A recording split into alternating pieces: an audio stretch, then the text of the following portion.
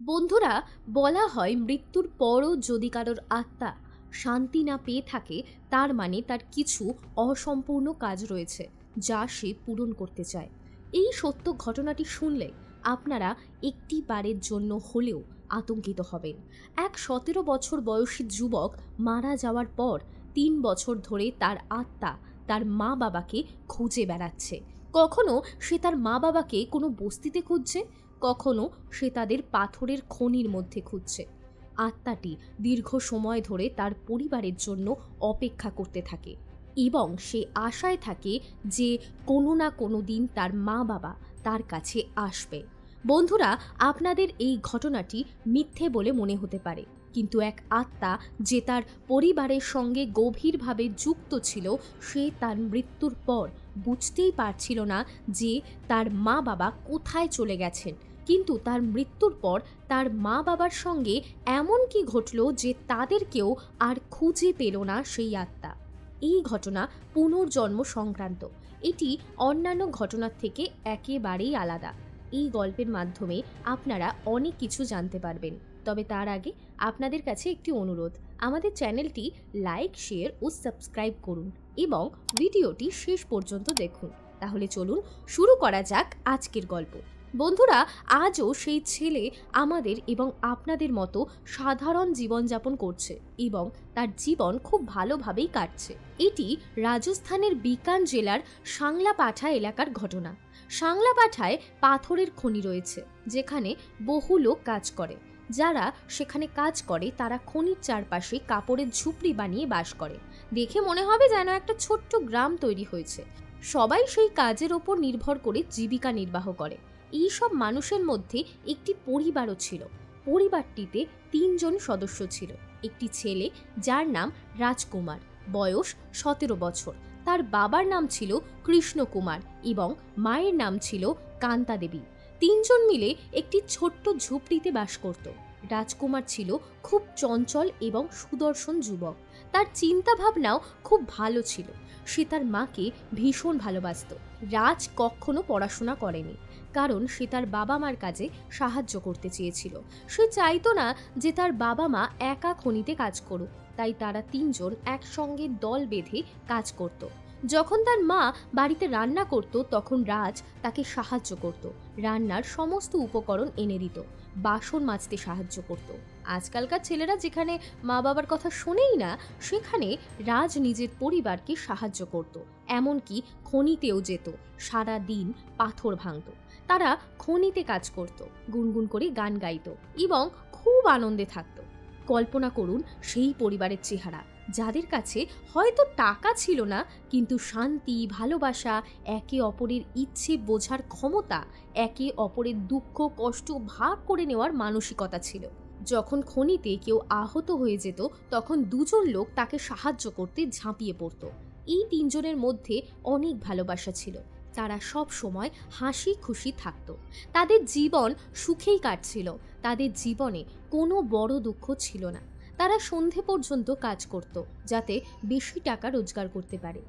একদিন কাজ শেষ করে যখন তারা খনি থেকে ফিরছিল, তখন সেখানে একটা ট্রাক সামনে চলে আসে এবং পুরো পরিবারটাই সেই ট্রাকের নিচে চাপা পড়ে এই পৃথিবী থেকে বিদায় নেয়। যখন সবাই এই ঘটনা জানতে পারে, তখন সবার চোখে জল এসে যায়। কেউ কিভাবে এত তাড়াতাড়ি এই পৃথিবী ছেড়ে চলে যেতে পারে? মাত্র 17 বছরের একটি ছেলে এবং তার মা বাবা তখনও যুবক ছিলেন।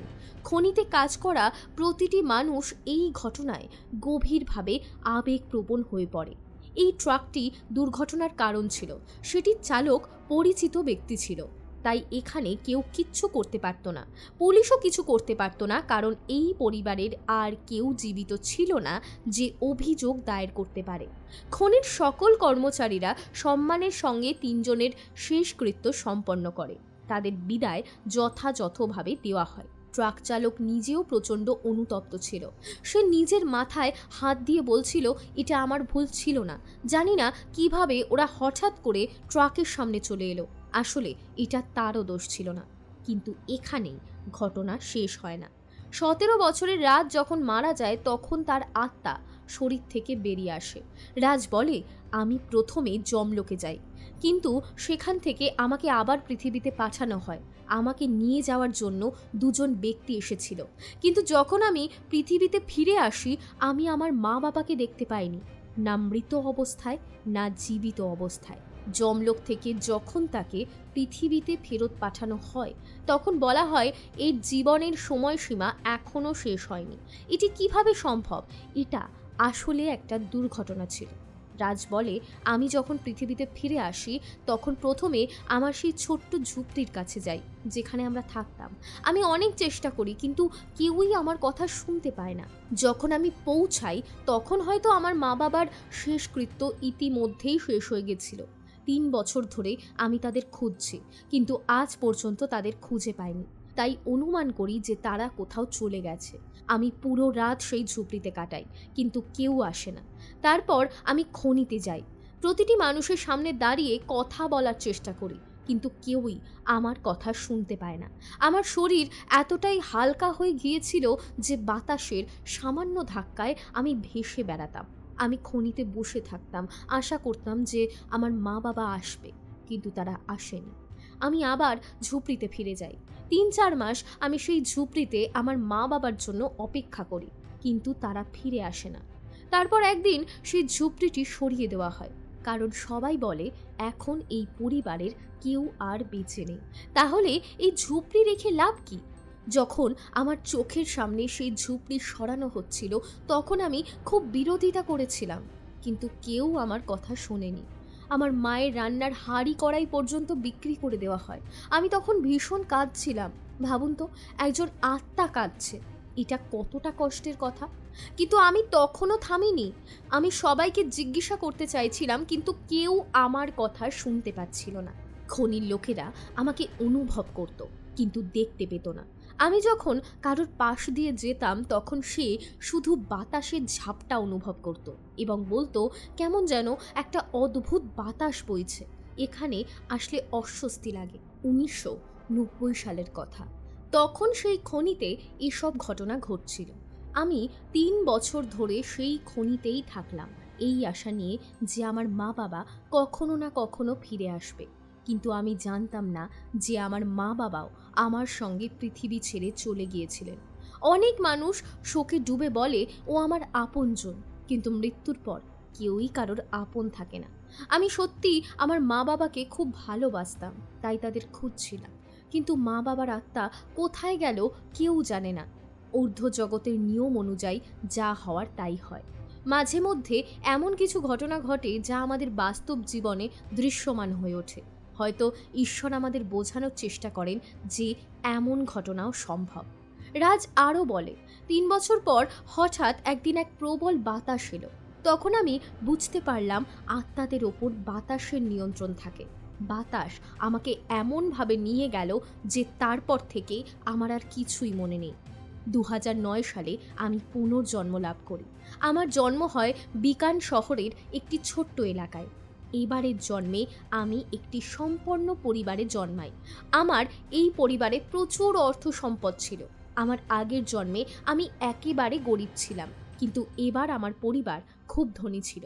আমার জন্মের পর বাড়ির সবাই খুব খুশি হয়। এই পরিবারে বহু বছর ধরে কোনো সন্তান জন্মায়নি।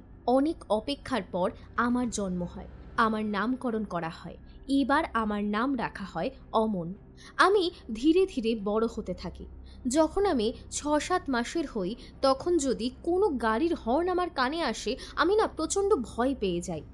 1 বছর বয়সে আমি যখন প্রথম কথা বলতে শিখি তখন আমার মুখ থেকে প্রথম যে শব্দ বের হয় তা হলো খনি। বাড়ির লোকেরা অবাক হয়ে যায়। সাধারণত বাচ্চারা মা, বাবা, দাদু, কাকু এই সব বলে, কিন্তু ছেলে প্রথম বলছে খনি। সবাই হেসে ফেলে, কিন্তু তারা জানে না এর পেছনে কত বড় একটা রহস্য লুকিয়ে আছে। আমি একটু বড় হওয়ার পর আমার পরিবারকে অস্থির করে তুলি। 2 বছর বয়সী আমি হঠাৎ করে বলতে শুরু করি আমাকে বাবার কাছে যেতে হবে। আমার বাবার নাম কৃষ্ণ কুমার। আমার পরিবারের লোকেরা ভাবে আমি হয়তো ঈশ্বর শ্রীকৃষ্ণের কথা বলছি, কিন্তু আমি আবার বলতে থাকি আমার মায়ের নাম কান্তা দেবী। আমি তার কাছে যাব, আমি খনির কাছে যেতে চাই। যখন আমি কোথাও বসতাম তখন পা দোলাতাম, ঠিক যেমন আমার আগের জীবনে খনির কাছে বসে করতাম। এবার আমার জন্ম হয়েছিল এক ধনী পরিবারে। এখানে অর্থের কোনো অভাব ছিল না, জীবন অনেক সহজ ছিল, কিন্তু আমার অন্তরের গভীরে আগের জীবনের স্মৃতিগুলো রয়ে গিয়েছিল। বাচ্চারা শুধু ভালোবাসার ক্ষুধার্ত হয়। যদি কেউ তাকে ভালোবাসে তাহলে সে শুধু তারই হয়ে যায়, কিন্তু সে সুখী ছিল না। এরপর ছেলেটি আরও বড় হতে থাকে। ধীরে ধীরে সে 3 বছর বয়সে পৌঁছায়। যখন সে স্বপ্ন দেখতে শুরু করে, সে বলে, আমি খনিতে কাজ করতাম, আমি ওখানে এইভাবেই থাকতাম। সে তার মায়ের কাছে বলে, মা, আমি ভূত হয়ে খনিতে ছিলাম। তুমি জানো, আমি সবাইকে ভয় দেখানোর চেষ্টা করতাম, কিন্তু কেউ আমার থেকে ভয় পেত না। এই কথা শুনে পরিবারের লোকেরা হাসতে থাকে, কিন্তু মনের মধ্যে তারা উদ্বিগ্ন হয়ে পড়ে যে আমাদের সন্তান এভাবে কেন কথা বলছে। যখন তার বয়স 3 বছর 6 মাস, তখন সে স্পষ্টভাবে বলে, আমি বিকানের সাংলা পাঠার রোডে থাকতাম, যেখানে ওই খনি আছে। সেখানেই আমাদের ঝুপড়ি ছিল। আমার মা বাবা সেখানেই আছেন। বাবার নাম কৃষ্ণ আর মায়ের নাম কান্তা। তোমরা আমাকে সেখানে নিয়ে চলো। পরিবারের লোকেরা খুব চিন্তিত হয়ে পড়ে। তারা খুবই উদ্বিগ্ন হয়ে ওঠে যখন শিশুটি খুব জেদ করতে শুরু করে, কারণ সে বারবার বাইরে যাওয়ার চেষ্টা করত এবং বলতো, আমি ওখানে যাব, আমি সেখানেই থাকবো, আমি এখানে থাকতে চাই না, আমি তো ওখানেই থাকবো। এরপর পরিবার একটি সিদ্ধান্ত নেয়। খনি কোথায় আছে সেটা তো আমরা জানি, এতে তো তেমন কোনো সমস্যা নেই। এরপর তারা ছেলেটিকে 3 বছর 6 মাস বয়সে সেখানে নিয়ে যায়। যখন আমনকে সেখানে নিয়ে যাওয়া হয় তখন সে এক জায়গায় দাঁড়িয়ে থাকে। সেখানে এখনও কিছু ঝুপড়ি ছিল আর মানুষজন সেখানে কাজ করছিল। যখন 2011 সালে আমন সেখানে পৌঁছায় তখন সে এক জায়গায় দাঁড়িয়ে পড়ে। এরপর সে তার বাবা মাকে খুঁজতে শুরু করে। সেখানে ঝুপড়িতে থাকা মানুষজন অবাক হয়ে যায় যে এই ছেলে এখানে এইভাবে কেন ঘুরছে। এরপর সে একজনকে চিহ্নিত করে। আমন একজন ব্যক্তিকে বেছে নেয় এবং বলে, আমি 3 বছর ধরে এখানে ভূত হয়েছিলাম, কিন্তু তখনও আমার বাবা মাকে পাইনি। এখন আমি আবার জন্ম নিয়েছি, তবুও আমার বাবা মা এখানে নেই। তুমি কেন বলছো না আমার বাবা মা কোথায়? আমি ভূত হয়ে থেকেও তোমাকে অনেকবার জিজ্ঞাসা করেছিলাম। এই কথা শুনে লোকটির পা কেঁপে ওঠে। সে বলে, এটা কিভাবে সম্ভব? আমার বয়সও অনেক হয়ে গেছে। তুমি কে আর কার কথা বলছো? তখন 3 বছরের ছোট্ট ছেলেটি তার আঙুল ঘুরিয়ে বলে, তুমি কি আমাকে ভুলে গেছো? আমি সেই রাজ, যে তোমাকে বিরক্ত করতাম। আমি তোমার সঙ্গে খনিতে কাজ করতাম, তোমার অর্ধেকের বেশি কাজ আমিই করে দিতাম। তুমি কিভাবে আমাকে ভুলে যেতে পারলে? এবার সেই ব্যক্তি হতবাক হয়ে যায়, কারণ এই ছোট্ট ছেলেটির সব কিছু মনে রয়েছে, কিন্তু সে এটা মনে করতে পারছে না যে তার বাবা মা এই পৃথিবী ছেড়ে চলে গেছেন তার সঙ্গেই। ওই ব্যক্তি এই সত্যটি তখনও প্রকাশ করেননি, কারণ তিনি আরও যাচাই বাছাই করতে চেয়েছিলেন যে এই ছেলে সত্যি বলছে কিনা। সেখানে সে তার অনেক পুরনো বন্ধুদের চিনতে পারে যারা এক সময় তার সঙ্গে ছিল। আজ তারা সবাই বড় হয়ে গেছে। একদিকে 1990 আর অন্যদিকে এখন চলছে 2011। তাদের দেখে সে জিজ্ঞাসা করে, তোমরা আমাকে চিনতে পারছো না কেন? তারা উত্তর দেয়, আমরা তোমাকে চিনতে পারছি, কিন্তু তুমি এখন খুবই ছোট, মাত্র 3.5 বছরের। আমরা তোমাকে কি বলবো? এরপর সে বলে, কাকা, আমাদের ঝুপড়ি কেন সরিয়ে দিয়েছিল? আমি খুব কষ্ট পেয়েছিলাম, আমি অনেক প্রতিবাদ করেছিলাম, আমি এই ঝুপড়িতেই বসে থাকতাম। তোমরা জানো না তোমরা এটা কেন করেছিলে? এই কথা শুনে সবাই তার কাছে ক্ষমা চাইতে শুরু করে। এরপর সে আরও একটি কথা বলে। সেখানে আরেকজন ব্যক্তি দাঁড়িয়েছিল। তাকে সে বলে, তুমি জানো, তোমার কানের পাশ দিয়ে যে বাতাস বয়ে যেত সেটা আমার কারণে যেত, কারণ আমি সেই বাতাসকে তোমার কানের কাছে নিয়ে আসতাম। লোকটি বলে, আমার তো খনিতে মাঝে মাঝে ভয় লাগতো, কিন্তু এখন তো অনেক দিন হয়ে গেল আর কিছুই হয়নি। তখন সে বলে, বাতাস আমাকে উড়িয়ে নিয়ে গিয়েছিল, না হলে আমি জানি না তোমাকে কতবার ভয় দেখাতাম। এরপর এই ছেলের পুরো সত্যি সবার সামনে স্পষ্ট হয়ে যায়। কিন্তু 3.5 বছরের সেই ছোট্ট শিশু ঝুপড়ির পাশে বসে কাঁদতে থাকে। যেখানে এক সময় তার ঝুপড়ি ছিল, আজ সেখানে কিছুই নেই। কেউ সেখানে কাঁচা বাড়ি বানিয়ে নিয়েছে। সব ঝুপড়ি এখন পাকা বাড়িতে পরিণত হয়েছে। সবাই নিজেদের বাড়ি বানিয়ে নিয়েছে। সে সেখানে বসে কান্না করছিল। তখন সেই ব্যক্তি এসে ৩ বছরের শিশুটির চোখের জল মুছে দেয়। তিনি বলেন, বাবা, তুমি অনেক কিছু মনে রেখেছো, কিন্তু এটা জানো না যে যেদিন তোমার দুর্ঘটনা ঘটেছিল সেদিনই তোমার মা বাবাও এই পৃথিবী ছেড়ে চলে গিয়েছিলেন। তুমি এটা কিভাবে ভুলতে পারলে? তখন সে প্রথমবার মৃত্যুর পরের জীবনের কথা বলে। সে বলে, কাকা, যখন আমার দুর্ঘটনা ঘটেছিল তখনই দুজন লোক আমাকে সঙ্গে নিয়ে যায়। তারা আমাকে ওপরের দিকে নিয়ে যায়, অনেক বড় এক জায়গায়। সেখানে অনেক মানুষ ছিল। যদি আমার মা বাবা আমার সঙ্গে এই পৃথিবী ছেড়ে যেতেন তাহলে তারাও আমার সঙ্গে ওই জগতেই আসতেন। তুমি মিথ্যে বলছো কাকা। তখন ওই ব্যক্তি বলে, না বাবা, আমরা আমাদের নিজের হাতে তোমাদের শেষকৃত্য করেছিলাম, আমি সত্যি বলছি। বন্ধুরা, এখান থেকে একটি বিষয় একেবারে পরিষ্কার, মৃত্যুর পর সবাইকে আলাদা হতে হয়, কেউ একসঙ্গে থাকে না। এটা হয়তো আগের বা পরের জন্মের কর্মফল, যার কারণে কেউ আবার ফিরে আসে পুনর্জন্ম হয়ে। হয়তো এটি ছিল এক সন্তানের প্রতি মায়ের ভালোবাসা, যা তাকে আবার এই পৃথিবীতে টেনে এনেছে। ৩ বছর ধরে সে এক আত্মার মতো সেখানেই ঘুরে বেড়াতো। এরপর এই ঘটনা মিডিয়ায় আলোচিত হয়ে ওঠে। মিডিয়া এই ঘটনার ওপর অনেক প্রতিবেদন তৈরি করে, টেলিভিশনে এটি প্রচারিত হতে থাকে, শিশুটির ছবি খবরের কাগজেও ছাপা হয়। অনেকে তাকে প্রশ্ন করতে শুরু করে। যার নাম আমন, সে বলে, আমি এখন এসব ভুলতে চাই, কারণ আমার মা বাবা আর এই পৃথিবীতে নেই, আমার কেউ নেই। তাহলে আমি সেই খনির কি করব? সেখানে গিয়ে আমি কি করব? আমার কোনো অভাব নেই, আমার জীবন সুন্দরভাবে চলছে। এখন এরাই আমার বাবা মা। হ্যাঁ, মাঝে মাঝে আমার মনে পড়ে, কিন্তু আমি তাদের কাছে কিভাবে যাব যখন তারা আর এই পৃথিবীতে নেই? কথায় বলে, যখন আমরা কাউকে শেষকৃত্যের মাধ্যমে বিদায় জানাই তখন বলি মৃত্যুর পর কেউ কারো নয়। এটা হয়তো আগের জন্মের বা পরের জন্মের কর্মফল, যার কারণে কেউ আমাদের জীবনে ফিরে আসে। হয়তো কেউ খুব কাছের, খুব প্রিয়, যে ফিরে আসে। এরপর আমন খুব ভালোভাবে পড়াশোনা করতে থাকে। সে লেখাপড়ায় খুবই মেধাবী, কিন্তু আজও তার স্বপ্নে খনি ভেসে ওঠে। সেই খনির মানুষজন, তার মা বাবার সঙ্গে কাজ করা দৃশ্য, সব কিছুই তার চোখের সামনে ফিরে আসে।